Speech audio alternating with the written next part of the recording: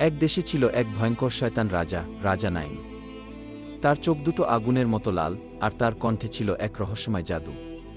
নাইম রাজ্য জয় করত ভয় আর ত্রাস দিয়ে। কেউ তার সামনে কিছু বলার সাহস করত না। অন্যদিকে পাহাড় আর জঙ্গলের ওপারে ছিল এক শান্তশিষ্ট রাজ্য, নবনন্দন। সেই রাজ্যের রানী ছিলেন জান্নাত।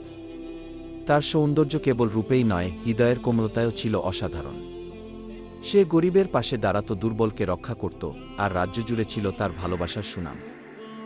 একদিন নাইম শুনল জান্নাতের সৌন্দর্য ও শক্তি সম্পর্কে। সে ভাবল, এই রানী যদি আমার রাজপ্রাসাদে আসত, তবে আমার শক্তি দ্বিগুণ হতো। ও সে বিশাল এক বাহিনী নিয়ে নবনন্দন আক্রমণ করল। কিন্তু জান্নাত সহজে হার মানার মানুষ ছিলেন না। তিনি যুদ্ধ করলেন সাহসের সঙ্গে, কিন্তু শেষমেশ বন্দী হলেন নাইমের প্রাসাদে। তবে আশ্চর্যের ব্যাপার ঘটল তখনই। জান্নাতের কোমলতা, সাহস আর করুণায় নাইম ধীরে ধীরে বদলাতে লাগল। তার অন্ধকার হৃদয়ে আলো ফুটতে শুরু করল। রোজ সে জান্নাতের কথা শুনত, প্রেম, ক্ষমা আর মানুষকে ভালোবাসার শিক্ষা। দিন গড়াতে লাগল, এবং নাইম বুঝল, সত্যিকারের শক্তি ভয় নয়, ভালোবাসায়। সে নিজের সমস্ত দুষ্টতা পরিত্যাগ করল।